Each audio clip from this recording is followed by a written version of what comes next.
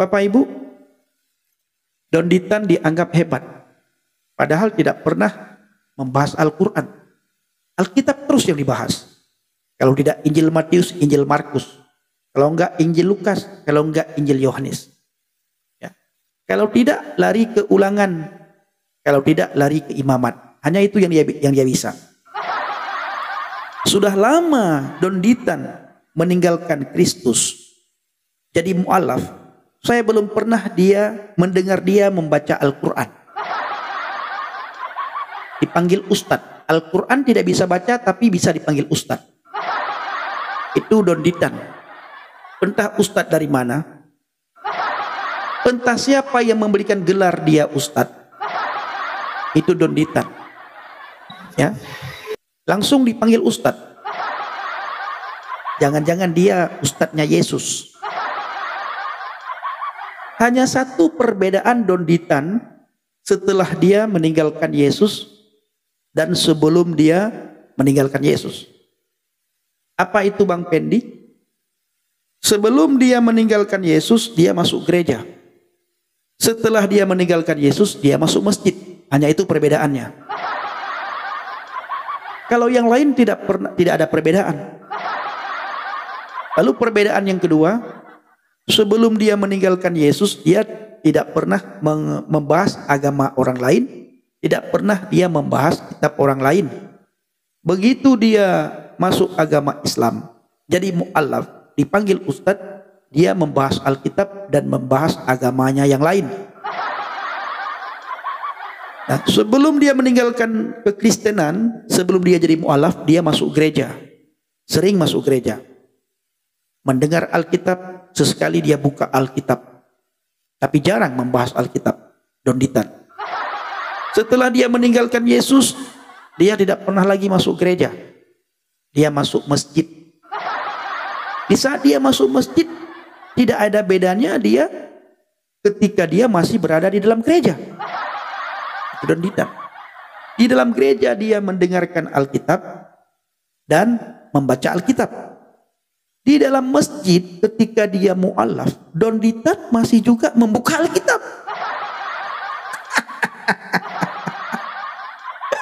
Gak ada bedanya. Lalu pertanyaannya, kehebatan dia itu di mana? Coba kalian suruh baca dia Al-Quran sesekali. Suruh baca Al-Quran. Ya, lantunkan ayat demi ayat dalam Al-Quran. Coba suruh sama si Donditan. Halo brother, sebentar brother ya. Coba suruh dia lantunkan Al-Quran sesekali. Bisa enggak? Saya jamin tidak akan bisa. Saya ulangi. Waktu si Donditan masih di dalam agama Kristen, dia buka Alkitab, dia baca Alkitab, dia mendengarkan Alkitab di dalam gereja. Setelah Donditan keluar dari gereja, masuk masjid, jadi mu'alaf, dia masuk masjid. Sampai di masjid dia buka Alkitab. Bukan Al-Quran yang dia buka, Alkitab yang dia buka. Itu Donditan. Dalam gereja dia baca Alkitab, dalam masjid dia baca Alkitab. Tidak ada bedanya. Dia dulu dengan dia sekarang. Cuma bedanya, dia dulu tidak pernah membahas agama lain. Dia dulu tidak pernah membahas kitab orang lain. Ya. Dia sekarang membahas agama lain, dan dia sekarang juga masih membahas kitabnya yang lama, kitab agama lain. Jangan-jangan Donditan tidak bisa baca Al-Quran. Nah, ini kecurigaan saya yang paling besar. Jangan-jangan Donditan tidak bisa baca Al-Quran. Makanya dia tidak pernah membahas Al-Quran dan tidak pernah dia memperdengarkan ayat demi ayat dalam Al-Quran kepada pengikutnya, dan sampai kapanpun dia dipanggil mu'alaf. Sudah banyak dia memu'alafkan orang, tetap juga dia mu'alaf dipanggil. Oke brother, shalom brother. Halo brother. Shalom Bang BAB. Mana dia? Asli harus menuntut ilmu agama, harus pondok, harus ke pesantren. Keluar dari pesantren baru dipanggil ustadz, dan harus bisa membaca Al-Quran harus tahu banyak hadis, harus bisa baca kitab kuning, baru dipanggil ustadz. Nah, tetapi ustadz sekarang, ustadz mu'allaf, yang penting dia bisa menghujat Alkitab, sudah dipanggil ustadz. Bisa menghujat Yesus, sudah dipanggil Alkitab. Bisa menghina kekristenan, dipanggil ustadz. Makanya saya katakan, mereka itu jangan-jangan ustadznya Yesus. Kami para murtadin, saya secara pribadi ya, sangat jarang saya membaca kitab saya yang lama. Apalagi membahas-bahas kitab saya yang lama. Sudah tidak ada waktu lagi bagi saya. Kalau mereka, supaya dianggap pinter, dianggap hebat, bahaslah Alkitab. Makanya tidak ada bedanya mereka masih berada di dalam agama Kristen dengan mereka sudah jadi mu'alaf. Tetap juga Alkitab. Yang sangat lucunya Bapak Ibu, kenapa para pemuka agama, alim ulama, ustadz, ustazah yang benar-benar ustadz, ya, tidak pernah mengajari mereka cara membaca Al-Quran. Tidak mengantarkan mereka ke pondok pesantren supaya mereka hebat dan pinter-pinter. Supaya mereka benar-benar bisa menjadi kebanggaan umat Islam. Antar dia ke pondok pesantren. Biar dia bisa membaca Al-Quran. Nah, sesekali perdengarkan kepada kami oten-oten.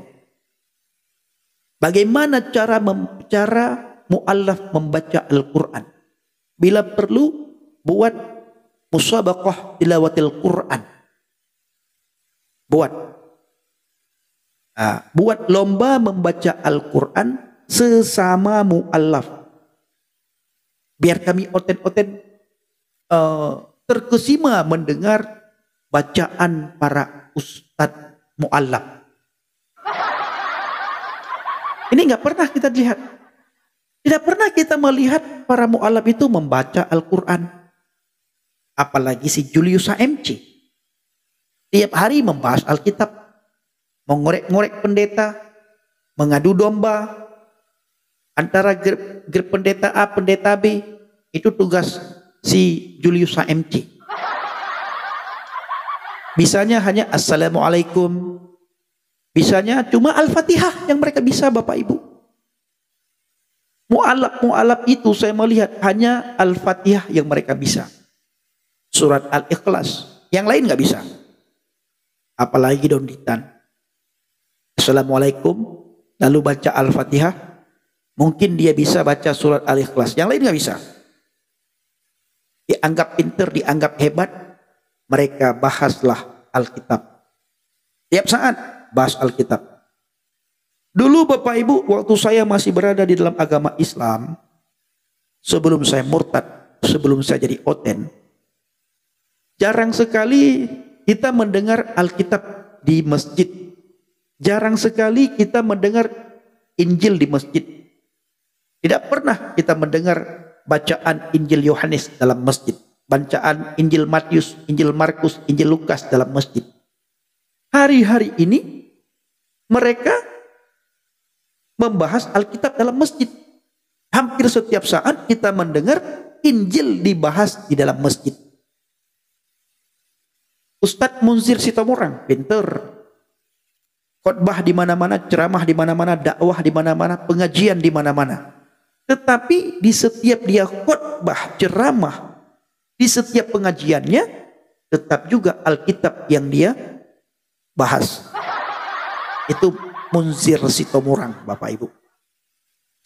Habis itu ada Ustadz Nababan.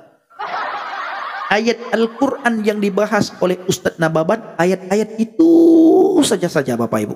Saya dengar, ya, saya dengar, pintar sekali Ustadz Nababan ini membaca membaca Al-Quran. Bahkan dia menghafal ayat Al-Quran.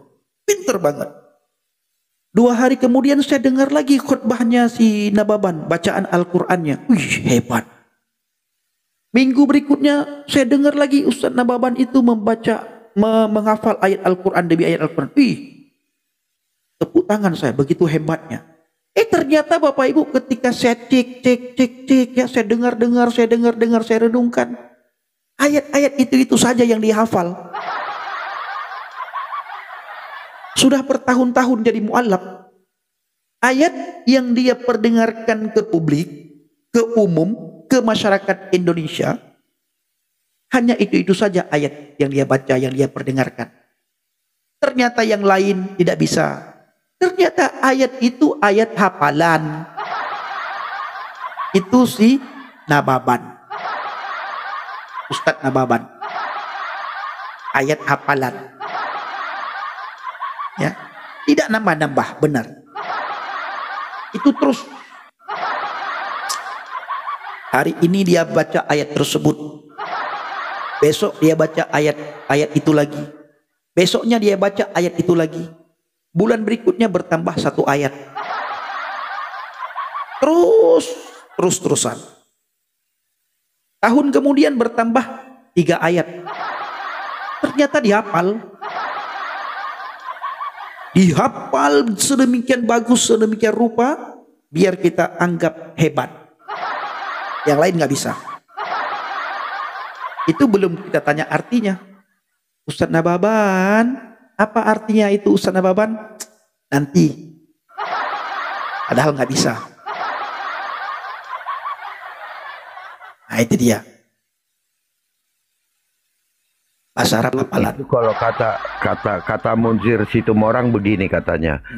Bisa membaca, bisa ini, tetapi ditanya artinya tidak tahu. Jadilah keledai-keledai di Indonesia katanya gitu. Kata itu Munzir Situmorang sendiri yang bilang. Membaca iya bisa, tetapi tidak mengerti apa artinya. Makanya dikatakan itu adalah keledai-keledai gitu. Jadi kalian itu dikatakan keledai sama Munzir Situmorang. Karena memang sama yang dikatakannya itu. Kalian boleh membacanya. Iya, Bang Pendi juga bisa nggak Bang Pendi baca bahasa Inggris? Bisa. Coba tanya artinya. Dia nggak ngerti. Nggak ngerti dia. Iya. Makanya jangan sampai jadi keledai-keledai. Kalian baca, kalian harus mengerti artinya. Coba. Kita tidak menghafal Al-Quran tapi tidak memahami Al-Quran. Senang mengulang berbahasa Arab tapi tidak mengerti bahasa Arab. Suka membaca Al-Quran tapi tidak memahami maknanya. Akhirnya apa? Menjadi keledai di Indonesia.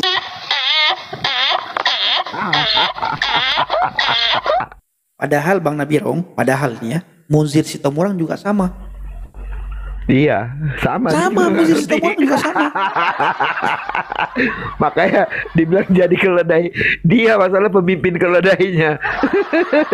Dia juga sama. Kembali ke Alkitab. Orang buta menuntun orang buta. Pas Bapak Ibu. Iya, jatuhnya ke jurang. Bareng-bareng. Bareng-bareng jatuh ke jurang. Ini dia.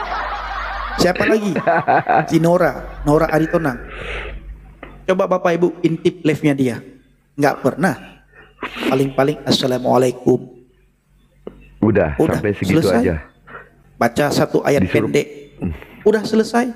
Teriak. Itu gurunda yang kayak gitu selalu, Masya Allah. Nah, itu gurunda yang kayak gitu. saya bilang sama kawan-kawan ini.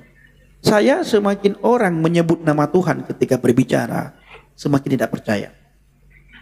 Semakin dia bersumpah, lebih-lebih lagi saya tidak percaya. Yes. Itu. Semakin dia bersumpah, semakin saya tidak percaya. Apalagi kalau sudah membawa-bawa nama Tuhan, itu sudahlah. Ini kata Munzir Situmorang Bapak Ibu.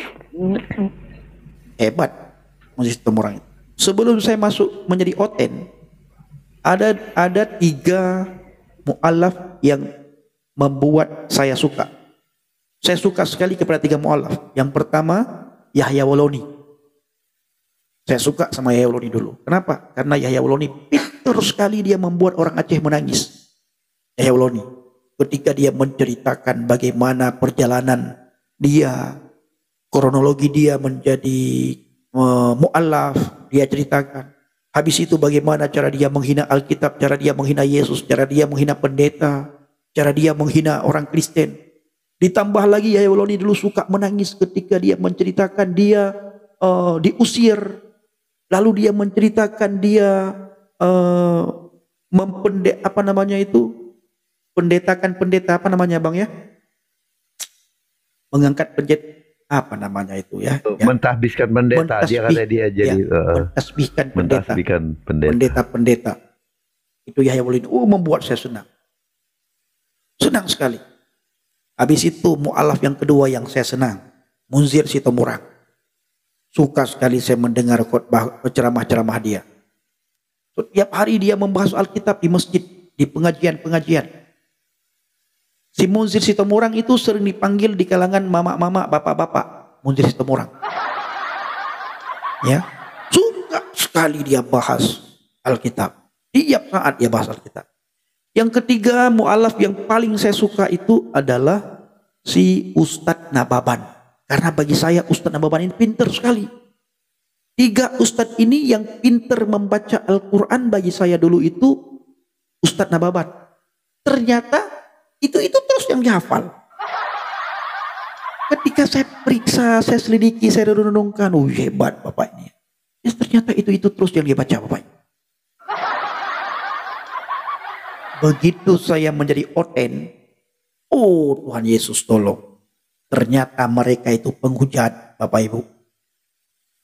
Ayat Alkitab ditafsirkan menurut pikirannya, menurut udelnya.